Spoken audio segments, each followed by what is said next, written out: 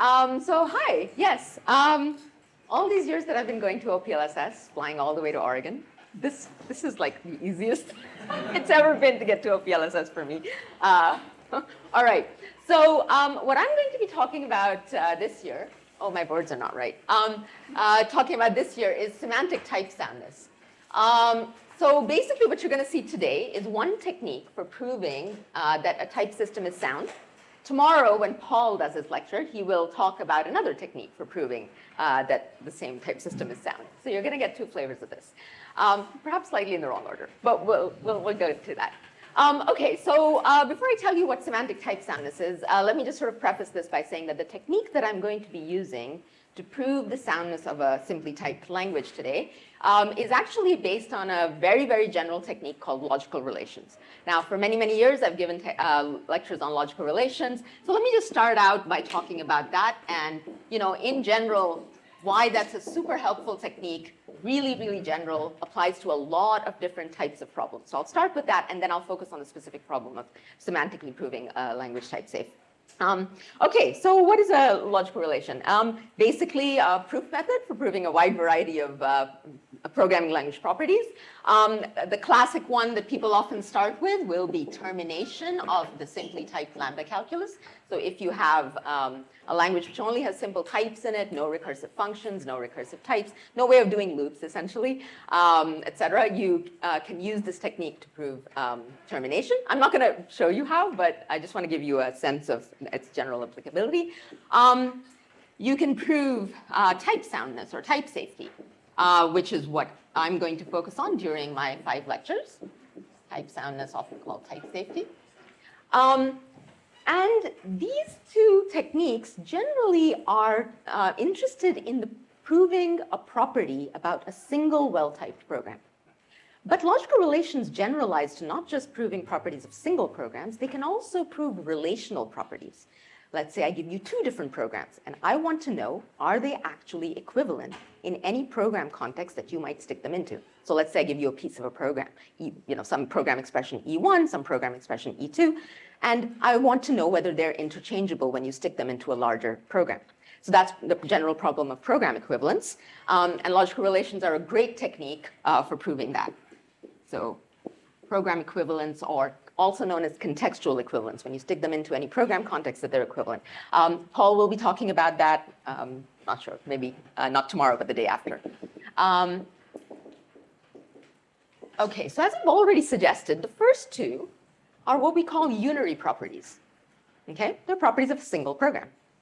Program equivalence is a binary property, properties of 2 programs, and whether they're equivalent or not in all contexts. And there are many other binary properties that we can use logical relations to prove, in addition to just program equivalence. They sort of normally follow from a general logical relation that you might set up for program equivalence, but they have, there are things like representation independence. Does anyone know what that is? Parametricity for existential types. Sorry, say that again? Parametricity for existential types. Yes, essentially. So basically, it's this idea of, let's say you have existential types, or if you don't know what existential types quite are, let's say you go and implement a stack interface and give it 2 different implementations. You can implement a stack where you realize the stack using a linked list, or you could do a more naive implementation where you realize the stack using an array. They're both implementations of an interface, right? And you want to prove that it does not matter which representation you actually made use of. The clients of the stack interface will never be able to tell whether you're internally using an array or internally using a linked list. That is representation independence. The representation of the data structure that you use to implement that stack does not matter, okay? So I didn't finish writing that. Representation independence. Okay, a very, very related property, and the reason the student over there just said, that this is parametricity for existential types is because interfaces are generally thought of as an existential type. There exists a stack such that these operations are supported on the stack. That's what an interface is in all of your favorite programming languages. There's another word called parametricity, which has to do with something that we call universal types or polymorphism. The fact that no matter what type, so let's say you have a function that adds an element to a list. It doesn't really matter what the element type is, it's abstract, right? And I can implement something that adds the element to a list. I can call that abstract type alpha, and I can say, okay, I'm going to add the alpha to the list, right? It's completely independent of what you pass in, it's a generic function. So parametricity is something that generally holds for generics or polymorphism. And there's more. In security type languages, Steve Chong will, I think, touch upon this next week. In security type languages, you can prove properties that relate to, if you have high secrecy data as well as low secrecy data in a programming language, in a security type programming language. I think Steve will talk to you about how you can prove a property that establishing that high security data will never flow to low security observers. Okay, that's another sort of property in this vein. And again, it's about, you have to, in order to prove that property, you have to talk about two programs, not one. So these are binary properties. This property that I just mentioned is called non-interference for security type languages. That is also a binary property. And the beauty of logical relations is that you can use them to prove all of these things. And you can do much more. You can use binary logical relations to prove that, let's say you have a source language and you compile it down to a target. You can use a binary logical relation to relate source terms to target terms. Now I'm not even talking about programs in the same language, right? Until now I was. Program equivalence to programs in the same language. Representation independence, parametricity, the thing that I talked about for security type languages, those were all programs in the same language. You can set up a binary relation on two programs in the same language and then go and prove the property that you're interested in. But the method is so general that you can relate a source language term to, basically you get to define when is it behaviorally equivalent to a target language term. This is another form of binary relation where the two terms are coming from two different languages. And then you can use a logical relation like that to prove the correctness of the compiler. All right? So the specification that you write down, this binary relation that you write down, is your kind of axiomatization of the truth in some sense of equivalence between source terms and target terms. You have to get it right, otherwise things won't go right. But it is the spec that says when source terms are equivalent, observationally speaking, to target terms. And then you can, once you implement a compiler, your job would be to show compiler correctness, would basically be that any source term that I compile using my compiler is related to the output of the compiler in my logical relation. And that gives you a compiler correctness results. So it's a really general technique. You can use it, again, for compiler transformations, or compiler optimizations. Towards the end, in my last two lectures, so I'm not going to talk about, for years I've lectured at OPLSS on all of these things. Sometimes some subsets, sometimes different subsets, different years. The lectures are online, you're welcome to go look at them. But this year I'm going to focus on, as I said, semantic type safety. Okay, so I'm going to stick to unary logical relations this year for proving semantic type safety. And then I'm going to introduce a new use for these logical relations, which is how they can be used to prove soundness of language interoperability. And I'll basically, my last two lectures, Thursday and Friday, will be about this. And there, I will be setting up a unary logical relation. It will be indexed by source types, but inhabited only by target terms of a compiler. It's kind of odd, all right? And I'll use those to essentially sketch out how we can use such logical relations. We often call them realizability relations because I want you to think of them as when does a target term realize the behavior dictated by a source type, okay? And I'm going to talk about how we can use such realizability relations, unary ones, to verify FFIs, essentially, foreign function interfaces, language interoperability. When you have two different languages, two different type systems, you can use these kind of realizability relations to say that, oh, all the well-typed or well-behaved terms from this language, if I do convert them and use them in my other language, everything's going to go okay. I'm not going to end up violating the soundness of either source language. So bringing two languages into the picture. All right, so that will be sort of the closing two lectures. All right, so let's dive in. Any questions?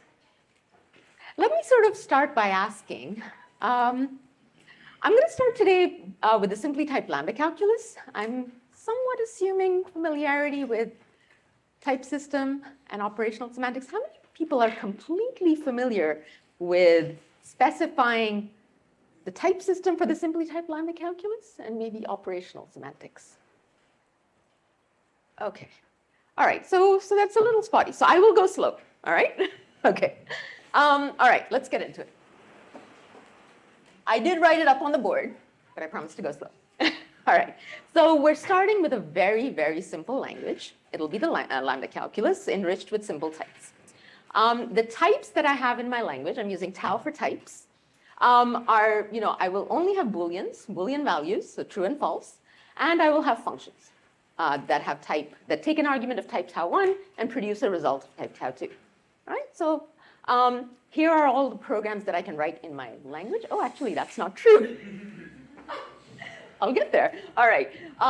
E stands for all the expressions in my language. It's incomplete. So I can have variables, x. I'm going to use x, y, z for variables. Boolean values, true and false. Expressions, if E, then E1. So if E is true, then return the result of E1, else E2. And I forgot the critical bit because I was writing too fast. We have functions. So lambda x colon tau dot e, which says this is a function that takes an argument of type tau. Okay, when you plug in some value, I will substitute, there's some free x in the body of this function. I will plug in the argument that you give me in for that x and continue and then run the body. And then how do I actually do that? Well, for that, I need one more construct, which is application, which is written just sort of juxtaposition. I have an expression E1. My assumption is that when I run it, it will give me some function, some lambda, and some E2 that when I run it down to a value will give me the input to that lambda. So apply whatever function to the input that I'm giving you. Okay. Now, in order to explain how programs run in the language, I need to tell you, I've already kind of loosely said, oh, if I run this down to a value and I see, I expect to see a lambda, and then, I expect to get when I run E2 down to a value, I can take that value and plug it into my lambda, etc. So what are values? I have to be precise about that. What are the value forms in my language? This board really wants to move up. Okay. So the value forms in my language, there's just 3 of them. True, false, and lambda terms. Okay? So true and false are the values that will have type Boolean. And lambda terms are interesting, right? Because it's basically an expression that is suspended under a lambda, it's the body of a function. So this is a value form. You cannot run the body of the function until you give me some input. I plug it in for the x, and then I substitute, I plug it in everywhere that I see x's in the body of the function, and then I run that expression, right? So lambdas are suspended computations. They cannot be run until until after you've applied them to some input. That's the key thing. Sorry if I'm going too slow. I know more than half the room hands went up, so maybe this part is like, this. Okay. We need to specify the operational semantics. So how do we do that? I'm going to give you the semantics for a simple, so you can evaluate in different orders. This is going to be a call by value language. Here's the evaluation order. Okay, this is slightly tricky if you haven't seen it before. How many people have seen evaluation context before? Okay, good, pretty good. All right, so my evaluation contexts basically give you a way of, if you have a whole program, if you kind of decompose it into something that has the shape of an evaluation context with a hole somewhere deep down, then if you think about it basically helps you zero in on what is the little sub-expression inside my big program that I need to evaluate next. Okay? That's what evaluation contexts are doing. And hopefully this will become clear, even if I'm going fast. So what do these evaluation contexts say? Well, if you have something where the evaluation context is pretty much empty other than the whole, then the thing that you need to focus on evaluating, well, then you just run that part. Okay? This evaluation context says you can't go off running the else and the then and else branch first. It says, nope, you've got to focus your attention over here. This is where you'll find the subterm that you have to evaluate next. You might have to drill down further because this is a big E, so there might be another if then else in there, and another if then else in there, or maybe another one of these other evaluation contexts in there. Keep drilling until you get to the smallest bit that you need to focus on. Okay, so this says go focus here. Go find the next thing to evaluate in that position. Once you've turned that into a value, then you can proceed, and we'll see how. This one says, so this is a call by value language, plus it is left to right evaluation order. So when I see an application, I see two expressions. This one says you're going to evaluate on the left first. Okay, so go focus your attention over here, find the thing. Once you have a value in this position, right here, once you have a value in this position, then you can go focus your attention on the argument. Okay? Left to right. Call by value. Yes? Is it intended to force unique parsing? Yes. Evaluation contexts always have this property that you will be able to uniquely parse the program into evaluation context and the expression in the whole. Yeah. Can you repeat the question so that they go in the camera and the microphone? Okay. The question was, is this supposed to enforce unique parsing?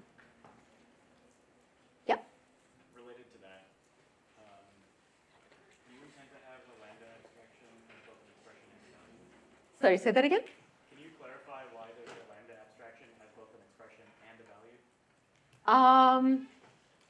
I have a lambda abstraction. I have expressions and values, but I'm not entirely sure. You're asking why do I intend to have all three? So here's the thing. Expressions are just any program text that you write down, right? You can write down variables, this. You can write down composite expressions here, anything big. You can write down lambdas with expressions as the body of the function. This is just a function. I'm a function, you give me an input called x, and then you get to run the body of the function. Is that all right?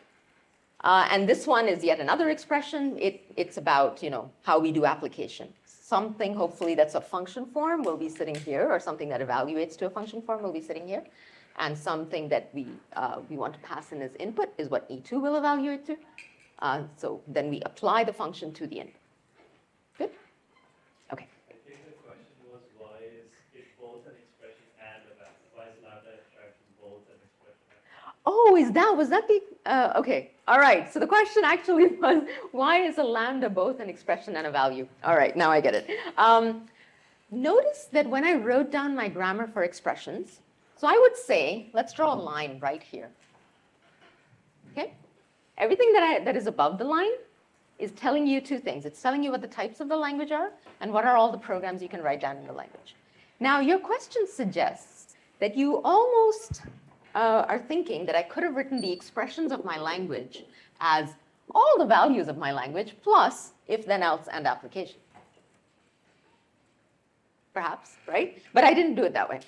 I basically told you what all the expressions of the language are. One of them, some of them are value forms, true, false, and lambda. They appear in expressions because they are valid expressions, even if they are values. After I have told you what are all the valid syntactic expressions that I can write down in my language, then I'm moving my attention below this line to how do I evaluate these expressions? And that is the moment at which I have to tell you what are my value forms. Because I'm going to try to write down these evaluation contexts, which are basically saying things like, oh, once you get a value here, then you get to do something else. Once you get a value here, then you get to focus your attention on that one, etc. Right? So I have to tell you what the value forms are. Yeah.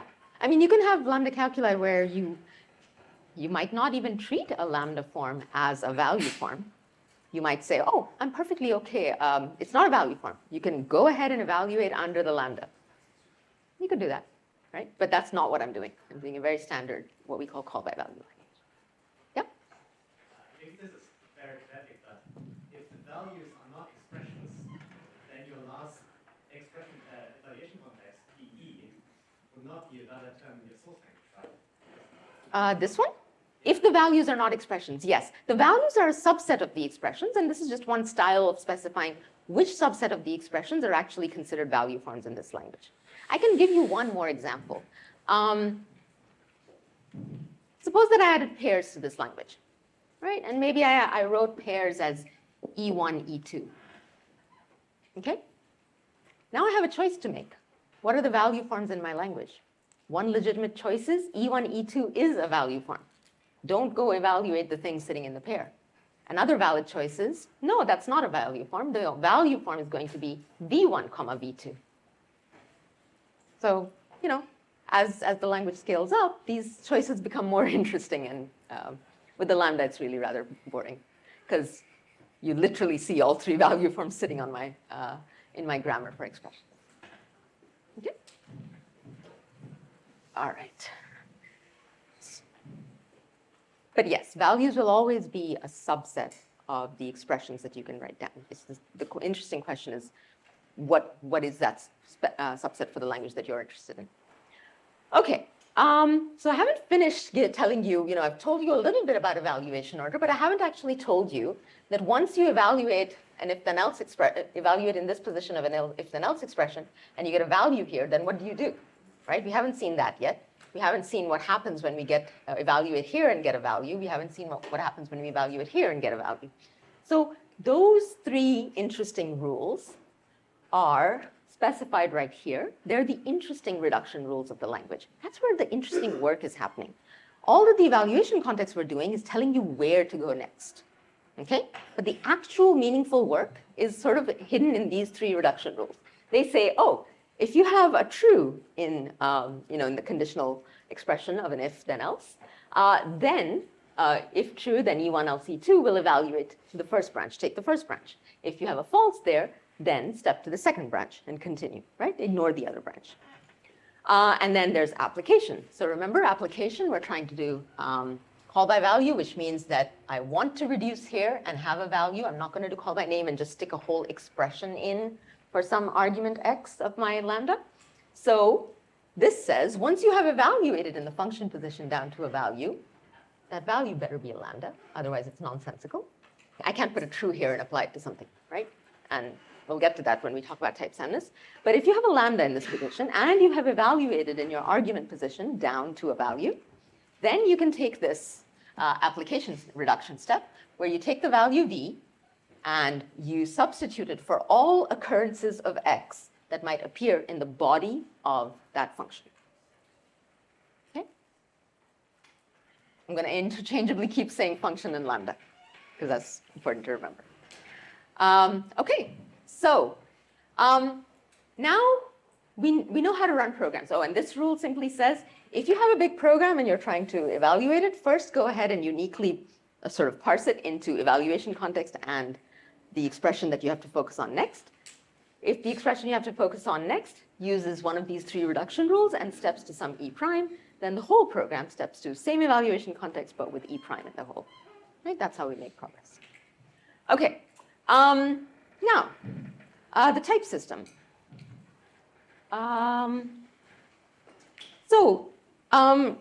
What we want to say is that some program expression E, which might have free variables in it, has some type tau. That's what the type system over there is trying to say. But let me just give you a grammar for that gamma, which was my context.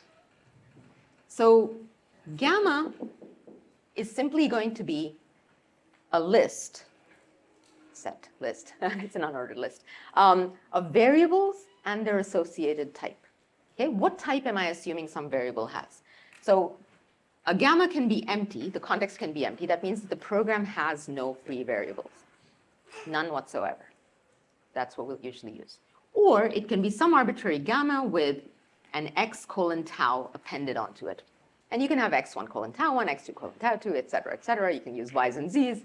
But basically, you're trying to record your assumption about what type that argument should have had. Okay? All right. So here's what we call the shape of the typing judgment. And this basically says that under the assumptions gamma, or under the environment gamma, gamma is telling us, reminding us of all our assumptions about every single variable in the program that might appear in this E, okay? And what type we are assuming that variable might have. Well, this will become clear as we kind of walk through some of this. And then we're saying that under those assumptions about the variables types, this program has the type tau. Okay? So this allows us to check basically, the set of inference rules that allow us to conclude what is the type of any program. Let's start with the simplest ones. Let's start with true and false. Under any variable environment, I might say, oh, here you go. Here's X, Y, and Z. And maybe they all have type Boolean. All right?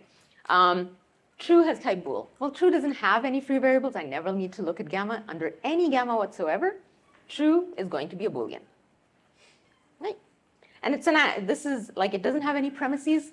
These two rules, which have no premises, are like the axioms in our system. False has type bool, similarly, just like true. And then let's look at if then else before we look at lambdas. This simply says that given some assumptions about the variables, I want to type check this program expression if E, then E1, else E2. Always read your typing rules in the following way. Say I have some assumptions. I have a program. I want to know what its type is. Okay, in order to check what the type of this program is, well, it has 3 sub-expressions. Don't think about the tau yet. If I hadn't written these before, I would not have written this yet. Okay? All right, so these are what our type checker gets as inputs. I get an environment and I get an expression. I want to know what is the type of the expression. Okay, well, I have my gamma. Under gamma, let's go check what the type of E is. If type checking E, and you can imagine a big tree, a typing derivation building up above this, right, so that we can determine the type of E, because E might itself be, some other if then else expression or an application, et cetera, et cetera. But however we end up building that typing derivation above this, it lets us conclude that E is in fact a bool.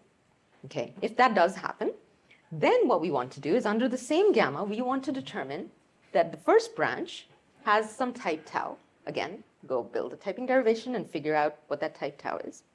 Then we do the same thing for E2, and then we do a check that E1 and E2 both have to have the same type tau. Because for an if then else expression, type checking has to be conservative. It has to say, oh, it doesn't matter whether I had a true or a false in the conditional position. The results of the if then else expression will have the same type. Right? So I'm just writing tau here, but another way of writing this might be, I put a tau 1 here and a tau 2 here, and then I put a constraint that tau 1 is equal to tau 2. Equivalent. Okay? All right. And then, I'll write it in my other style. Whatever that type is, right? Both branches have the same type. The if then else expression will produce a value of that same type. Okay? Am I going too slow? All right. Okay. All right. So let's look at variables and lambdas. So we do have variables. If I want to know, if I encounter a variable, let's say I encountered it in that position, right? If I encounter a variable and I have an environment and I want to know what is the type of the variable, well, I simply have to go look it up in the environment. If the type of X in gamma is tau, then I get to say that X colon tau, X has type tau, right? Just whatever the assumptions say about the type of the variable, that is the type of the variable. Lambdas, I want to type check a function, right? So what do? I have an environment, I have this. What I'm going to do is I'm going to take my assumption that this function is assuming that it will be given something to replace this X, which will have type tau 1. So it is assuming, and I'm going to add to my environment, the assumption that X has type tau 1. I have all the other assumptions about other free variables as well. Now, my assumption set has grown. And under those assumptions, I'm going to go type check the body of the lambda, right? So if this body is using X, it better be using it as if it's a type tau 1, right? If tau 1 is Boolean, then E better be using its X's as if they were Boolean. Better not be trying to apply them to other things because they're not, Booleans are not functions. So if under these assumptions, you can type check the body of the expression and the body of the expression gives you a tau 2, then the type of the function, assuming that it gets a tau 1, it produces a tau 2. That's the function type. Given a tau 1, you get back a tau 2. Okay? And finally, application, E1 applied to E2. If E1 is a function whose type is, you give me a tau 2, I give you back a tau. E2 is something that is of type tau 2, so the type of this argument matches the assumed type of the argument here. If these two match, then we basically, something's wrong. Then the whole application has type tau. Good? All right, STLC. Simply type lambda calculus. All right. So we've covered the three, essential ingredients when you define any language. The syntax of the language, the operational semantics of the language, how do you actually evaluate terms, right? And the type system, the typing rules of the language, also known as the dynamic semantics and the static semantics. Okay? Now, what I'd like to sort of dive into is how we can prove type soundness. So let's start by talking about what type soundness even is. Anyone know what type soundness is? Isn't it progress and preservation? Is it progress and preservation? I'm going to say no. So the answer was, isn't it just progress and preservation? But let me sort of like dwell on that, right? So I'm going to go back to this famous slogan by Robin Milner, which says, well-typed programs do not go wrong. There's a lot packed in there. Well-typed programs, okay, so if I manage to type check a program and build a typing derivation for it, then it is a well-typed program, okay? But we want to show that they do not go wrong. That's what the slogan is saying. And that slogan captures the essence of type soundness or type safety. But what does going wrong means? In a sense, it means getting stuck. You're trying to evaluate the program, and you're not managing to evaluate it down to a value, and now you can't even take another step. All right? So Milner's slogan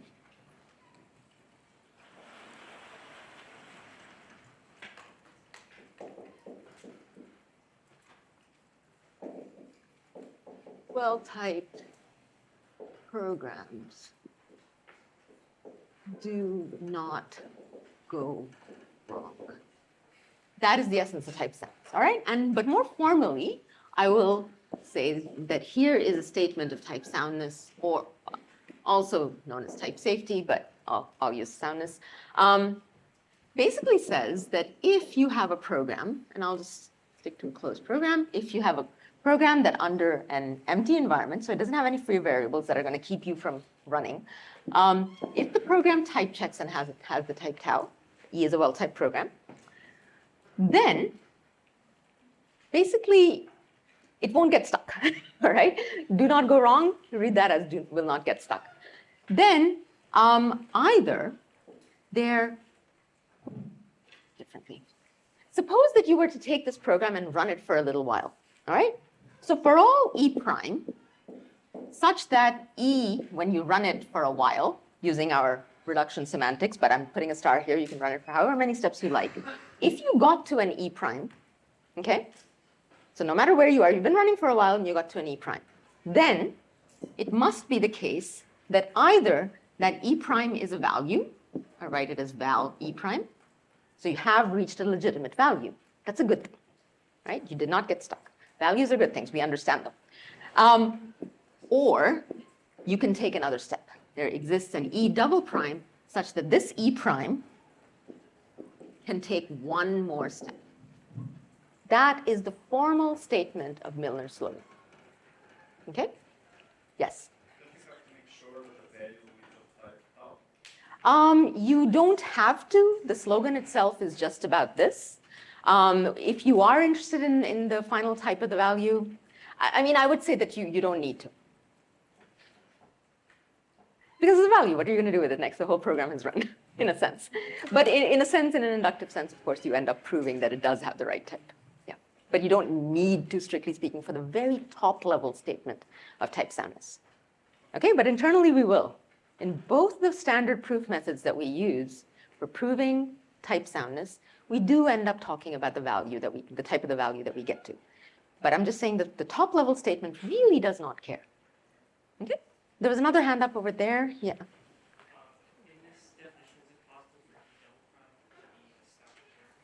In this definition, is it possible for E double prime to be a stuck term?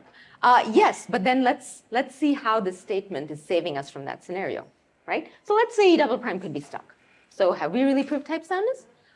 Well, in that case, E double prime, right here, I could have picked my E prime to be that E double prime, right? And just, this is a star, so it means any number of steps. So just take one more. So E got to E double prime. The statement, if your language is type sound, is telling you that that E double prime then must be a value, or that E double prime can then also take another step. So it takes care of any number of steps. You can fold in that new one that you took. Yes? So to me, this statement seems to assume preservation. Assume preservation. Okay, so let's talk about that. So one of the first answers I got when I said, what is type soundness, was progress and preservation. So Milner, we're talking back like 70s, 80s, right? In the 80s, people used to prove type soundness using something called denotational semantics. In 1992 or 94, forgetting which year, Andrew Wright and Matthias Verleisen wrote a paper, which was the beginnings of a proof method for proving type soundness of languages that was not making use of denotational semantics. Denotational semantics was about often giving mathematical interpretations to the programs in your language, and then making sure that everything was sort of consistent and sound. Okay? Progress and preservation was a very syntactic technique. It said you don't need to do any math, you just need to do induction. Paul will talk about progress and preservation tomorrow. I'm going to write down the statement of progress and preservation, though, and it'll become, crystal clear how that implies this type soundness. But what I want to say is that progress and preservation is merely a technique, perhaps one of the most standard ones, but it's merely a technique for proving what we really want, which is type soundness up there. Okay? Ultimately, that's what we're after. It's just that in the years since the early 90s, everyone switched to proving type soundness using progress and preservation, at least until like the mid 2000s, because we didn't have another technique that scaled to all sorts of language features. And here's the statement of progress and preservation. Everyone then started thinking that, oh, progress and preservation is type soundness. But no, I want you to remember that it is a technique for proving type soundness. That is type soundness. Okay, so what does progress and preservation say? Progress says that if you have a well-typed program, okay, progress says that if you have a well-typed program,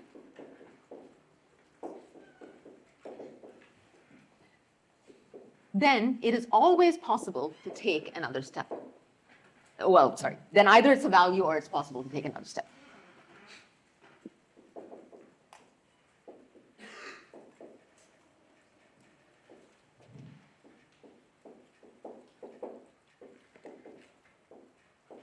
One step, okay? Preservation says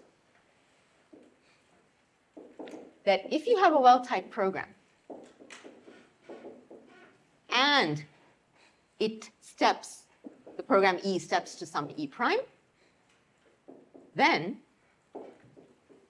if E had type tau and E stepped to E prime, then E prime will also have the same type tau. In languages with subtyping, you sometimes need to generalize this statement, but I'm just doing simply typed. Okay, so in other words, no matter whenever you take a step, your type is preserved. Progress is saying, if you're well typed, you can take a step. Basically, if you can prove these two lemmas, then you get that theorem, type soundness. How do you get it? I mean, intuitively, you're just sort of doing induction on the steps, right? You're ping-ponging between the two lemmas. You're saying, oh, I'm well typed. That means I can take a step. Oh, I took a step, therefore I have the same type. Oh, let's take another step, right? You're just ping-ponging between the two lemmas, and that gives you that. Okay? So effectively, these two lemmas are enough to prove the property that we are interested in, the theorem, the ultimate theorem that we're interested in. But I'm going to call these lemmas. These are not theorems, right? That is the theorem in service that we're using progress and preservation in service of. Okay, now, so this is one technique for proving. This is the syntactic technique for proving type soundness. And what I have promised you is how do we semantically prove, right? The lecture title, semantic type soundness. How do we semantically prove type soundness? In particular, using logical relations. So let me sort of just go back.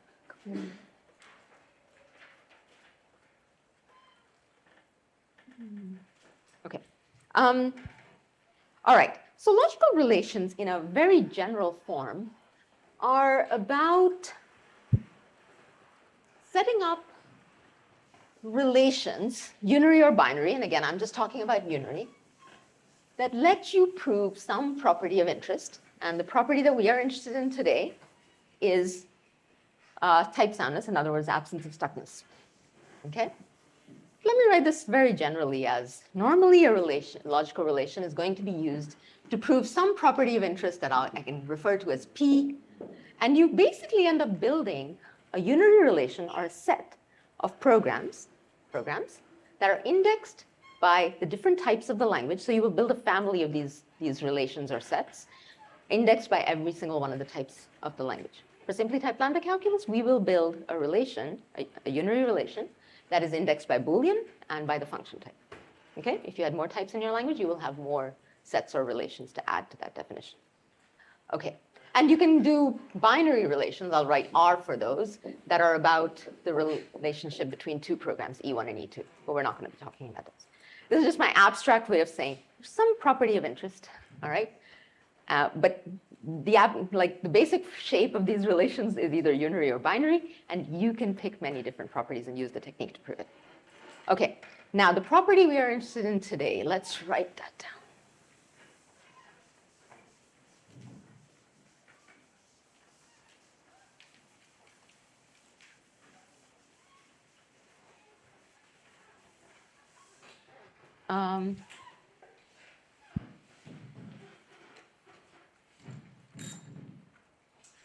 Basically, the property that we're interested in, I'll write it down as safe E.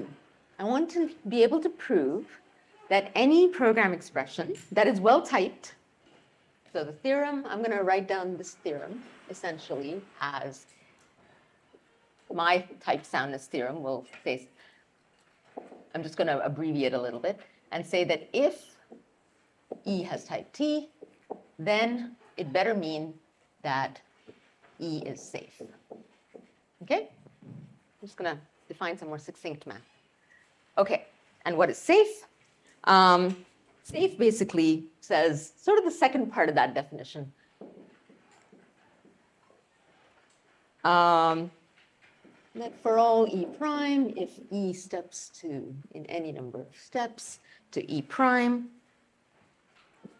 then either E prime is a value or there exists an E double prime such that E prime can take a step to the E double prime.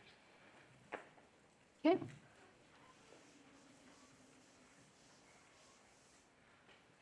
Now let's move here. Basically, I'm going to start by telling you, I could do this in two ways. I could just start defining relations on expressions, but I'm going to use a slightly different style that has been very common for the last 2 decades for writing down logical relations like these. We're first going to focus our attention on the values and say when do they belong to the relation, as in when are they safe, and then we're going to say when are expressions safe. Okay? So first we're going to do closed values, when are they safe? When do they belong to relations indexed by the right types? And then we're going to say when do expressions of a certain type belong to a relation and are safe. Okay, so I'm going to use this notation. Basically, I'm going to write it like this. What are all the sets of values V such that V behaves like something of type tau and does not get stuck? That's what we're after. I haven't defined any of them yet. I'm just showing you the shape. All right? Okay. So what are all the Boolean values that I can put in this set that don't get stuck? Someone help me out? True and false. Very easy. Okay. What are all, so I'm just doing this by looking at my type grammar, which is up there, right? I have 2 shapes of types, bool and tau1 arrow tau2. We just did bool. So we need to do function types, tau1 arrow tau2. So what are all the shapes of values that behave like a tau1 arrow tau2 and don't get stuck? Just give me the shape first, and then we'll talk about more. Lambdas, all right. What type should I put here? I'll put the tau1. And some arbitrary body, right? So when does a lambda x colon tau1 dot e behave like a tau1 arrow tau2 and not get stuck? It's already a value, right? Because I put it on my grammar for values. It's a value form. So is it safe? So we could stop right there, except we'd get stuck. So there's something much more interesting that needs to happen over here, all right? So in general, what logical relations are trying to do is they're trying to give you sort of strong, they're trying to give you a stronger induction principle. Often the most interesting case for which they are giving you something important is the function case, right? This, you can't just write down any arbitrary lambda and say that it's safe just because it's already a value. Because you have to think about, because that's the introduction form. A lambda is an introduction form for a function. What is the elimination form for a function? How do you use something that is a function? Application. Okay.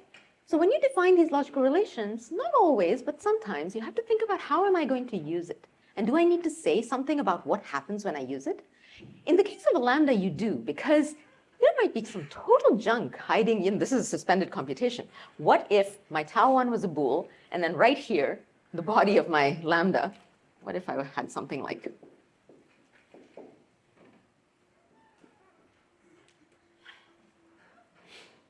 is that a good function?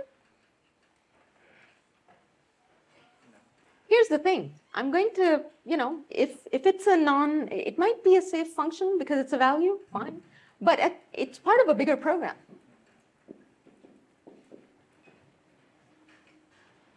It has to behave like a tau1 or a tau2, even when I stick it in a bigger program. And that definition, if I don't put anything in this ... is not telling me anything about whether the body of this lambda, for example, something like this, is going to be well behaved, right? So what's going to happen with this program? I'm going to substitute false for x. So that means that this whole program is going to end up stepping to false applied to true, which is total nonsense. It is a stuck expression. It cannot take a step. And that's where my, all my assertions of safety will die unless I say something about why, about which lambdas have well-behaved bodies so that when we apply the lambda to something, the body will not get stuck. So we have to say something in this ... about what happens when you use the function. Okay? So what we're going to say is the following. We're going to say that if you give me some value that is safe and behaves like a tau1, so for all values v that belong to v of tau1, behave like a tau1, the tau1 itself could be a function, right? And maybe in the body I'm applying the function to something else, so I need this to work inductively. All right.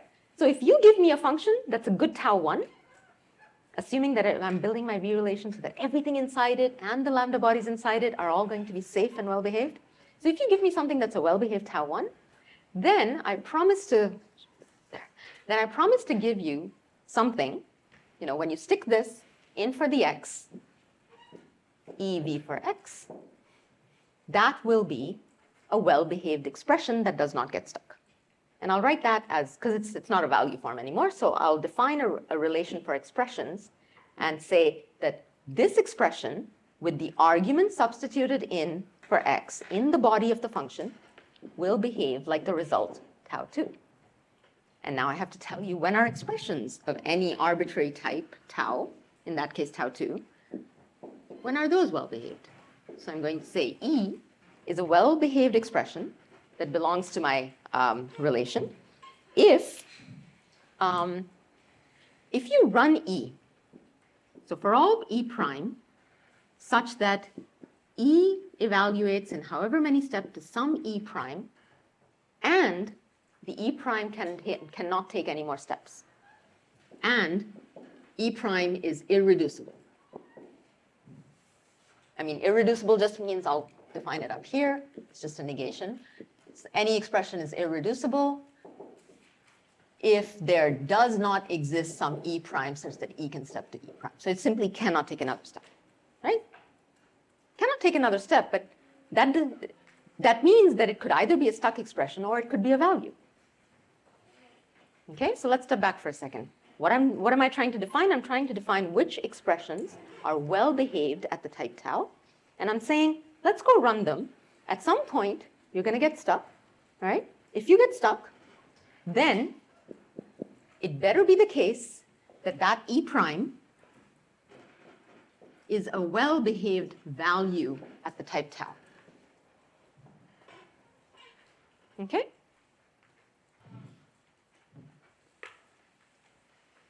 In other words, you did not get stuck. You really did get to a value form. If you could not take any more steps, then you are at a value form. Yeah, Zach. Why do we choose to express that E prime is irreducible instead of saying like that we can just either take another set or have that itself? Like, is that an equivalent way of stating this equation, or? I'm basically trying to put all of my steps in here. I don't want to like say then I can still take another one. I want the expression relation, what are good expressions, to basically get me to the point where I can say, if I run and can't take any more steps, then I do have in my hands a value. And not just any value, a value that behaves like the appropriate type tau. Because if this is a function type, then this value better be a lambda, right? Otherwise, other things will go wrong in the bigger program, so to speak. Okay? Yeah. Why can't I just say that genes have that sound? Syntactically? Yes. Because this proof method is not, well, it's not progress and preservation. It's not trying to syntactically step anything. In fact, you'll notice that even though I have put the right canonical forms of values into these value relations, right? I put true and false. They're the values that should have type bool, right? Lambdas are the values that should have a function type. So I've put the right shapes of values in there, but I'm not asking in any of these sets, I am not asking that these terms, these values be syntactically well-typed. And that's kind of key. Otherwise, what you'll end up doing is you'll end up doing progress and preservation in order to prove this thing, and that's pointless. Oh, okay. So I am not, when I'm building these sets of values, I am not saying that these values are syntactically well-typed. Now you'll say, okay, this is a moot point when I'm pointing to true and false, because obviously they have type bool. But here it's not a moot point, right? I am not asking you to exhibit the existence of a typing derivation that allows me to conclude that this function has this syntactic type.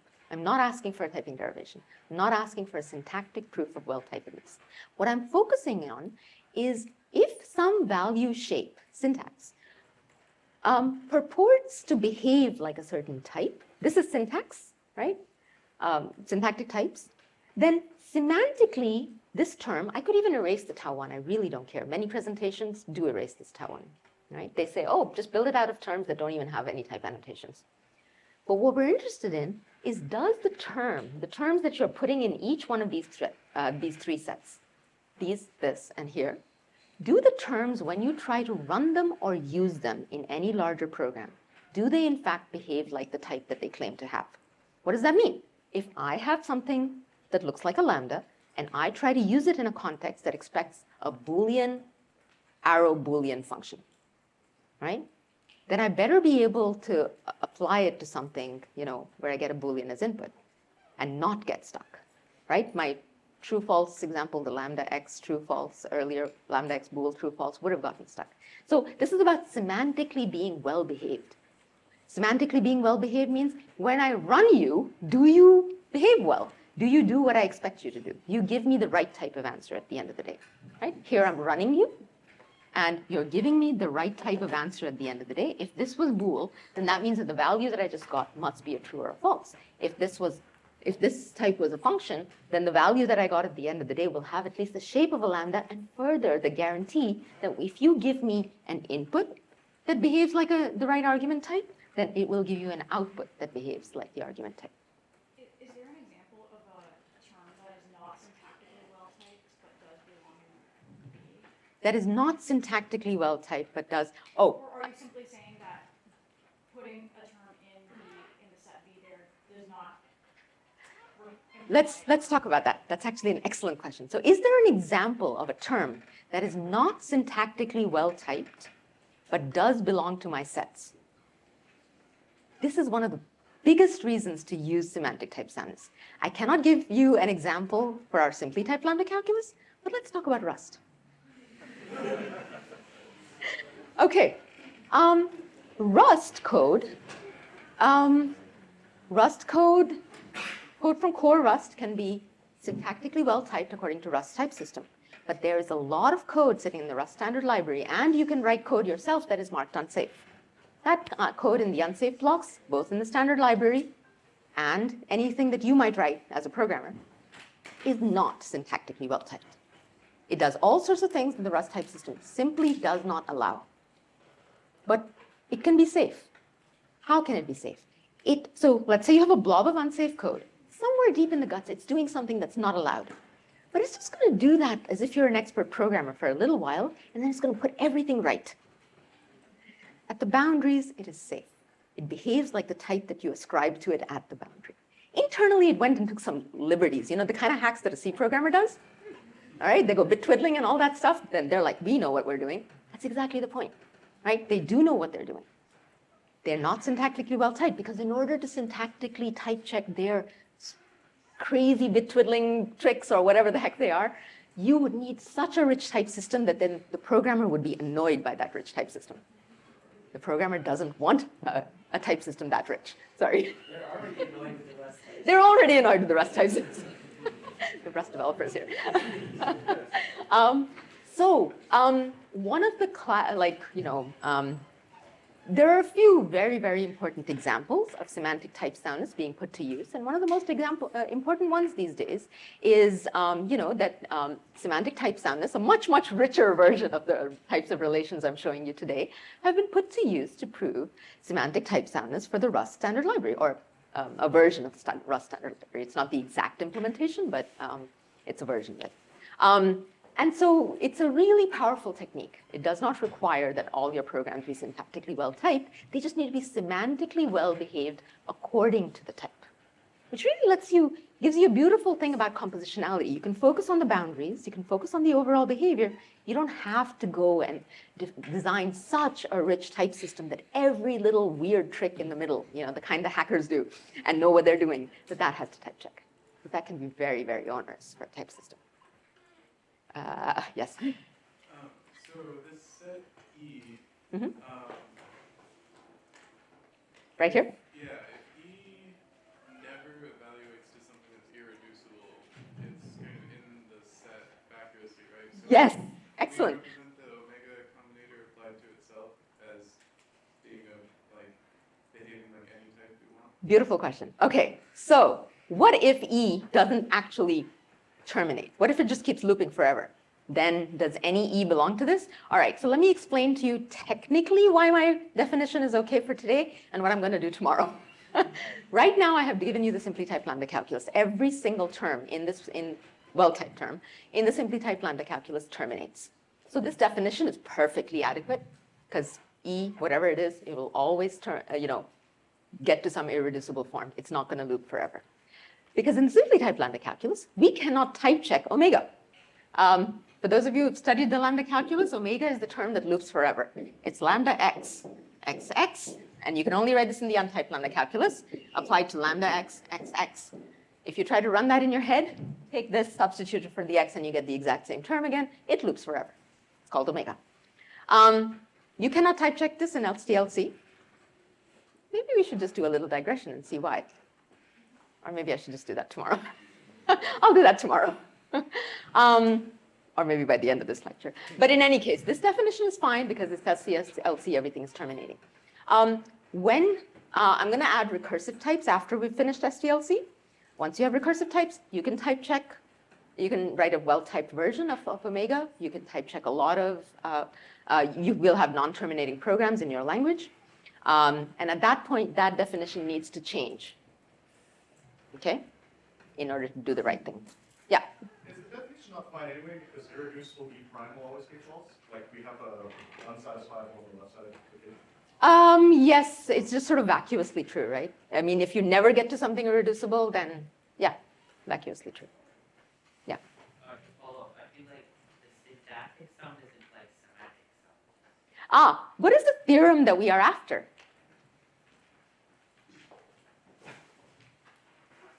Semantic type soundness, the theorem that we are after, is this thing right here, okay? It says that if you are syntactically well typed, then please prove to me that you never get stuck.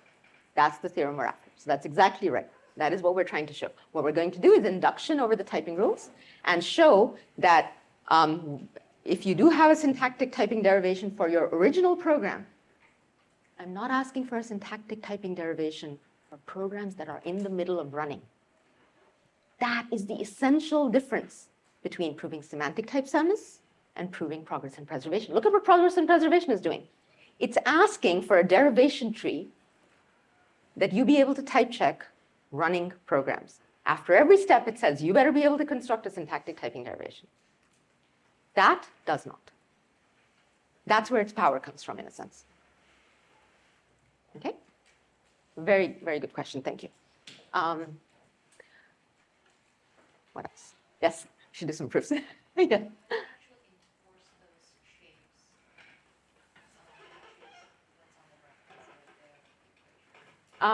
The constraints on the right-hand side, sorry, of which definition? Like the value of common solitude, how do you actually enforce those shapes? It feels like it's a really loose mechanism. Okay, so I haven't actually finished yet. So let's proceed. All right. I have only told you, this is my almost asserting. By writing down that relation, I am trying to assert something, and there's no way that you can know whether my assertion is true yet or not until we do some proofs and finish everything. All right, but what am I asserting so far? I'm saying these values really do behave like a bool. These kinds of functions that, when you give me good inputs, I give you good outputs, they really won't get stuck. Expressions that, are irreducible will always be values. That's all I've said. I've focused on closed values and closed expressions so far. All right. Now, when you do these proofs, however, you're going to need to scale this to open programs as well. Even though at the end of the day, we are interested in a theorem about closed programs, let's take a look at the lambda typing rule. It's not going to let us get away with just focusing on closed programs. This guy is the culprit. Okay. If I want to prove to you that a closed program that is syntactically well typed is safe, that's what my overall theorem says. I'm telling you that I'm going to do induction over all of the typing rules of the language and show you that if the rule ended with this or this or this or this, right, with any one of these cases, I'm going to do one case of the proof for every single one of the typing rules, and I'm going to prove to you that, for that rule, I do get safety of the conclusion, assuming that the well-typed things at the top are in fact, safe. Okay. But this doesn't have any premises. Here the problem is, let's say we start out with an empty gamma. No free variables. I'm trying to prove that theorem. I can focus on closed programs. But the premise of this doesn't let me proceed. Even if gamma was empty, there's a free variable here. And I haven't told you anything about when a program with a free variable is safe. I will get stuck trying to do proofs right here at the lambda case. Okay? So I need to do some more work in my definitions before we can actually proceed with the proofs, because this is where we will get stuck, because we have no idea when open programs are safe. All right, so here's what we're going to do for our open programs. And let me just generalize this, right? This is what we're interested in for closed programs. For open programs, what we are interested in is this slightly more general theorem. Otherwise, we won't be able to continue with a proof by induction. So overall, this is the type soundness theorem that I'm going to prove. I've just done a silly little thing. But this says if you are syntactically well typed, I'm going to define this now, you are going to be semantically well typed. This is trying to capture something about semantic well-typedness or absence of stuckness of open programs. So let's define this. How do we define this? Think of this as semantic type soundness. This is syntactically well-typed. This is semantically well-typed.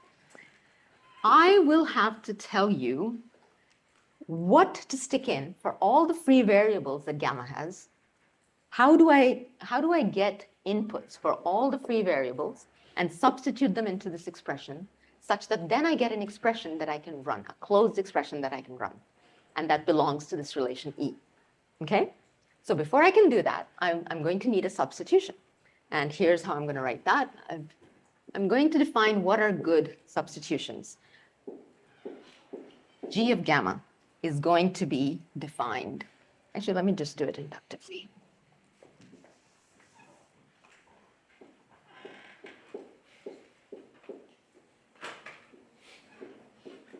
If I have an empty gamma, then empty substitution is fine, right? But if I have a non-empty gamma, then the values that I want to substitute in for any of those x's, how do I get them?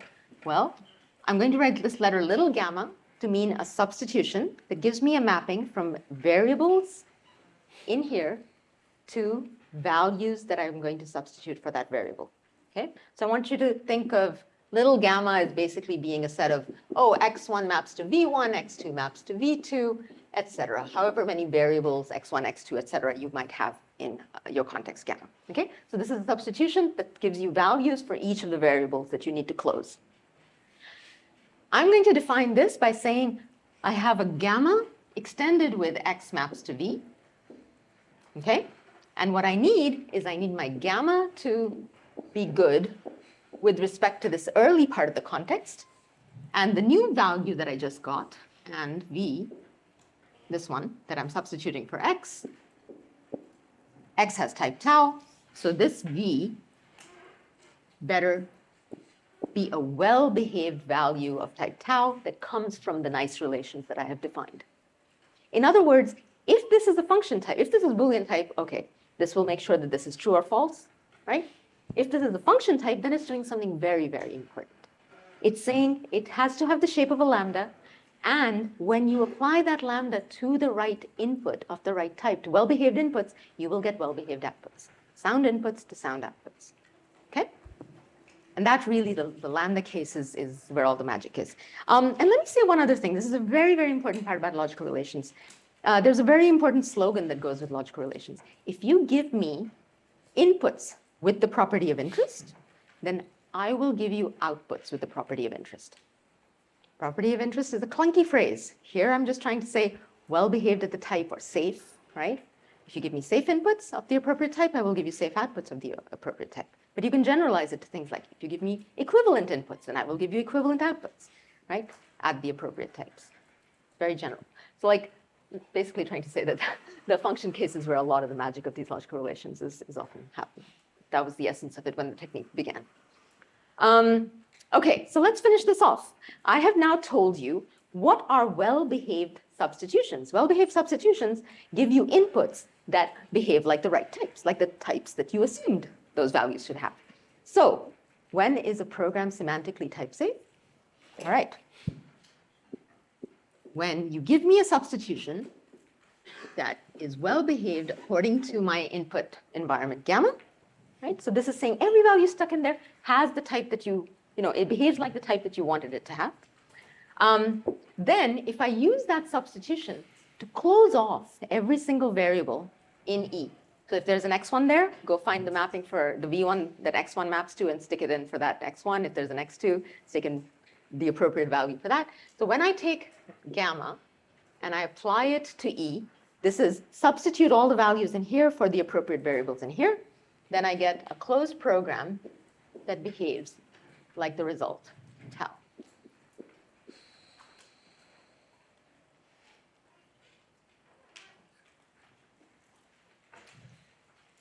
Any questions?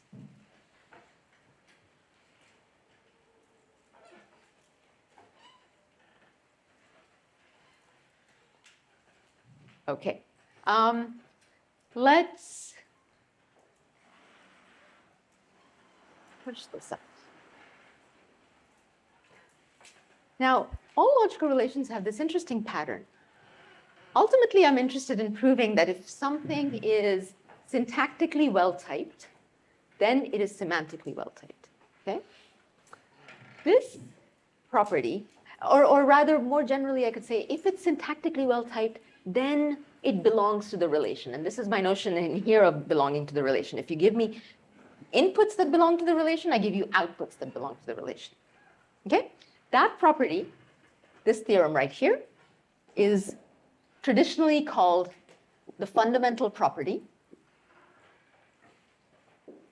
of logical relations.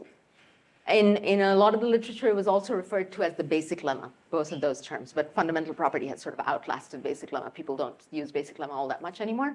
But yeah, this is the fundamental property of logical relations. If you're syntactically well-typed, then you are well-behaved according to the relation, or you belong to the relation. But at the end of the day, this is a proof technique that we're using to prove this theorem of interest. This theorem is not the fundamental property. So what's going on? Basically, what I want to show you is that all these logical relations have this flavor that you end up proving a theorem in two parts. You can think of it as A, B. What you're really interested in is from here, closed programs well typed, you end up wanting to prove that, in our case, we end up wanting to prove that the expression E, which is a closed program, belongs to our relation, E tau. Okay? And then you end up having to prove that if you are in the logical relation, then you have the property of interest.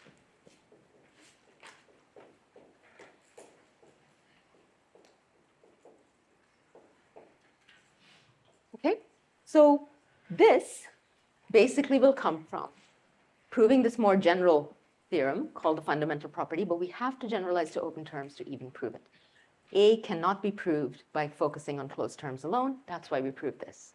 And now if you close the gamma, then you can see that I have proved my lemma A, right?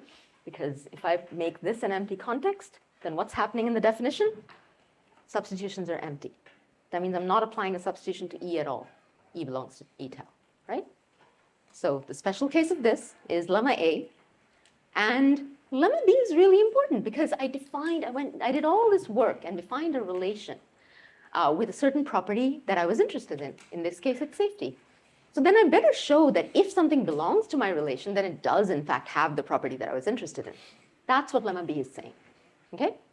Often referred to as adequacy of the logical relation, that it actually gives you the property that you were interested in at the get-go. And again, for today, that is safety, but it might be other things, because logical relations are such a general technique. Often I just keep saying property of interest. Okay, so let me quickly prove B. I'll start on A, and clearly I did not get as far as I thought I would, but I'll continue with that tomorrow. All right, so let's prove B. So if something belongs to the logical relation, I want to show that, so we're going to prove this one. Can you see here, or is the monitor blocking? Should I move? Okay. All right, so we're going to do a proof of B. So suppose that E belongs to E tau, definition up there on the board. We're going to show safe E. Okay, where's our definition of safe E? Right there. So in order to prove safe E, we're going to say, let's suppose that we have an E prime. Suppose we have E prime such that E steps in any number of steps to that E prime. Okay? Now, what we need to show is either that that E prime is a value or that it can take another step. I'm just unwinding definitions, right? Didn't do anything interesting. But, all right, so how are we going to show that? Well, let's go see if we can use our premise. So we have an E prime, and we have this E, right? We need to show it's safe. We know that it belongs to the E relation at type tau, okay? So, but we also know that, so we have that it belongs to E tau, and we know that it took some number of steps to get to E prime. Let's go read this definition. It says, if this E took some number of steps to get some E prime, and it is irreducible. All right, so let's do this first. We know that it took some number of steps to get to this particular E prime. There are only two cases possible. Either this E prime is irreducible or it is not. Okay? Suppose it's not irreducible. By the definition of irreducible, not irreducible means you can take another step. Okay? So what I've proved in that case, right? Case. Not irreducible E prime means you can take another step. So I've just proved this.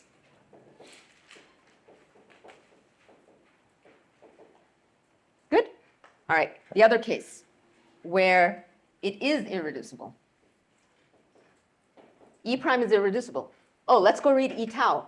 it says you got to some E prime that is irreducible. All right, then, because it belongs to the E relation, this E prime belongs to V of tau, which immediately means what? It's a value, because all the things in the V relations are values.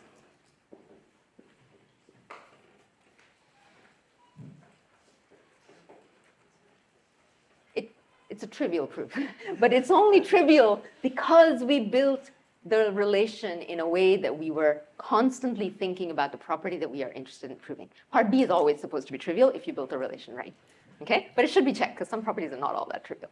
All right, so that's part B.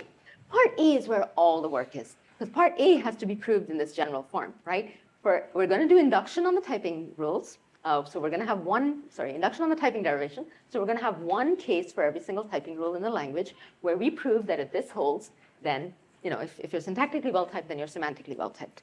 Let's do just one or two simple cases, and then we'll stop.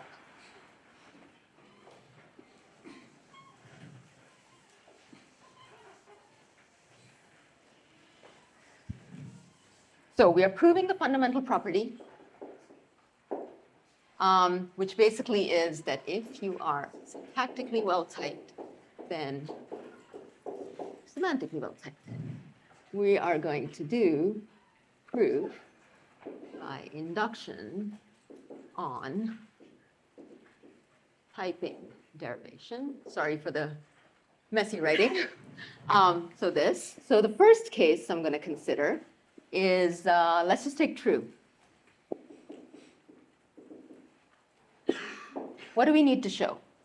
We have to show that gamma double turnstile true colon bool, which means, suppose that I'm given, read the bottom of that definition, right? So suppose we have some little gamma that satisfies G of big gamma. Now we need to show that when that little gamma is applied to true, sorry, not to X, to true, right, because that's the expression, then that expression belongs to this type bool. Okay, if I apply substitution to a closed value, I just get the same closed value. So basically what I need to show is that true belongs to E bool. Good? All right, what do we need to do to show that true belongs to E bool? We have to say, oh, if it takes any number of steps and is irreducible, well, guess what? It's already irreducible. Then we have to show that whatever it is, it belongs to V of bool. So basically, it suffices to show, I'll write STS, suffices to show that this true belongs to V bool, which is, by definition, we're done. Okay? The false case, identical. So let's do another one. Let's do variables. Suppose I have a gamma, X colon tau, because gamma says that X has to have type tau. Okay? This is just my notation for saying there's an X colon tau sitting in here, right? Okay, we're going to do the same thing again. We want to show that X semantically has type tau. What do? We say, suppose I have some substitution that satisfies G of gamma. Okay, and then we have to show that if we apply that substitution to our program, which happens to just be X, then, so this is a show again, then that belongs to E of tau. I'm getting my tau from right here, right? Now, these are values. Somewhere in here, there's a binding, X maps to a V. That's what the substitution provides us. So whatever that V is, okay, let's assume that it's actually something called V. So we have some V in here that belongs to G of gamma. Let's go see what that means. If I had an X colon tau in there, then the value associated with that X belongs to V of my tau. Okay, so whatever the V is in here that I'm going to substitute for the X, that V, according to this guy, according to the G relation definition, already belongs exactly to V tau. Okay? It's already a value, it is irreducible, so we needed to show that, that this expression, which happens to be a v, right, this thing is equal to this v, belongs to E of tau. Well, it's already a value, it is irreducible, and if it is irreducible, we need to show it's in v tau, and it already is, so we're done. Right, we basically got what we needed from our assumptions. Good? I just did the trivial cases. I'm out of time, so I can't do the fun case. Okay, the two fun cases are lambda and application. I'll start out with lambda tomorrow. Any questions?